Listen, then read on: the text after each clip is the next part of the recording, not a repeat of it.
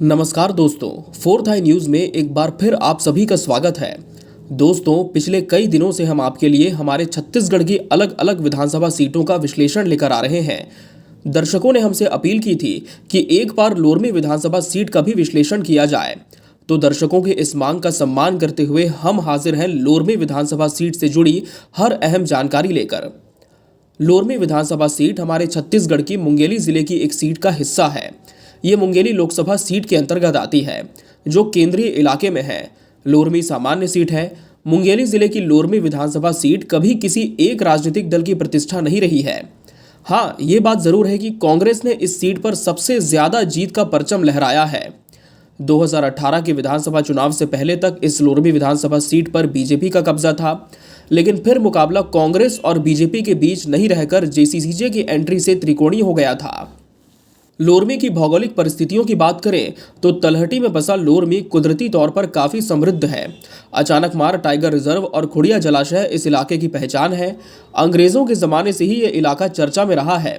इसके सियासी इतिहास की बात की जाए तो शुरुआत से ही यहाँ की राजनीति पर राज परिवारों और जमींदारों का कब्जा रहा है।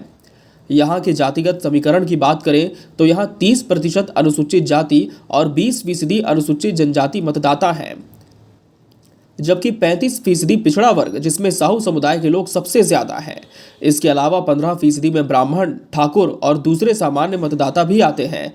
लोरमी विधानसभा सीट पर अब तक 15 चुनाव हुए हैं, जिसमें 7 बार कांग्रेस, 3 बार राम राज्य परिषद, 4 बार बीजेपी और 1 बार जेसीसीजे ने जीत हासिल की है। वहीं अपने पहले ही चुनाव में जोगी जनता कांग्रेस अपना खाता खोलने में कामयाब रही। पिछले चुनाव के पहले यहां से बीजेपी के तोखन साहू विधायक थे। इस सीट पर यूं तो कांग्रेस का प्रभाव माना जाता था, मगर पिछली बार लोरमी विधानसभा में धर्मजीत सिंह के जोगी के साथ जाने के बाद यहां का सियासी समीकरण बदल गया।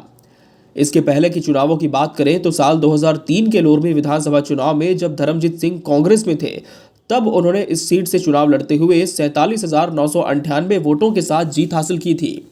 उन्होंने बीजेपी के मुनीराम साहू को हराया था, जिन्हें 32,332 वोट मिले थे। फिर आया साल 2008 का विधानसभा चुनाव। इस चुनाव में एक बार फिर कांग्रेस ने धर्मजीत सिंह को दोबारा मौका दिया और धर्मजीत सिंह ने इस मौके को भरपूर भुनाया भी। उस चुनाव में उनके खिलाफ बीजेपी ने अपना प्रत्याशी बदलते हुए जवाहरलाल साहू को मैदान में उतारा। धर्मजीत सिंह को जहां 48,569 वोट मिले, तो वहीं बीजेपी के जवाहर साहू को 43,580 वोट मिले थे।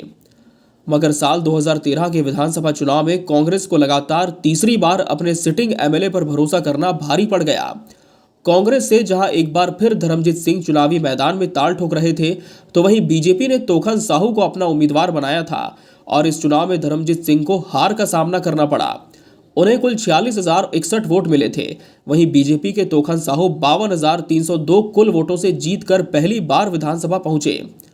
मगर साल 2018 के विधानसभा चुनाव के आते तक सियासी समीकरण काफी बदल गए। कभी कांग्रेस से लगातार विधायक चुने जाते रहे धर्मजीत सिंह ठाकुर अजीत जोगी के साथ कांग्रेस छोड़कर जेसीसीजे में आ गए और उसी के टिकट पर चुनाव लड़ा। बीजेपी ने अपने सिटिंग एमएलए तोखन राम साहू पर दोबारा एतबार किया। वहीं कांग्रेस अपने गढ़ माने जाने वाले लोरमी के लिए लालायित थी। धर्मजीत सिंह अब पार्टी में रहे नहीं थे, लिहाजा उसे अपना कैंडिडेट बदलते हुए शत्रुघ्न लाल चंद्राकर को टिकट देना पड़ा। इस चुनाव में जेसीसीजे के धर्मजीत सिंह ठाकुर को कुल 67,742 वोट मिले थे।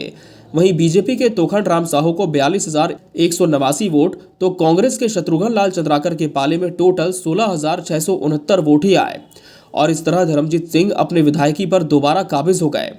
इस बार साल 2023 के विधानसभा चुनाव में तो समीकरण और बदल रहे हैं, क्योंकि धर्मजीत सिंह को जेसीसीजे ने पार्टी से निष्कासित कर दिया है। अगर आप इसके पीछे की वजह जानना चाहते हैं तो हमने पहले ही उस पर एक स्पेशल स्टोरी बनाई हुई है, जिसे आप ऊपर आई बटन क्लिक करके देख सकते हैं। वहीं इस बार लोरमी में कौन कौन से प्रत्याशी विभिन्न पार्टियों से चुनावी मैदान में उतर सकते हैं और धर्मजीत सिंह, जो फिलहाल किसी पार्टी में नहीं है, क्या चुनाव से पहले किसी पार्टी का दामन थाम कर मैदान में उतर सकते हैं? अपनी राय हमें कमेंट बॉक्स के माध्यम से जरूर दीजिए। बने रहिए फोर्थ आई न्यूज़ के साथ। नमस्कार।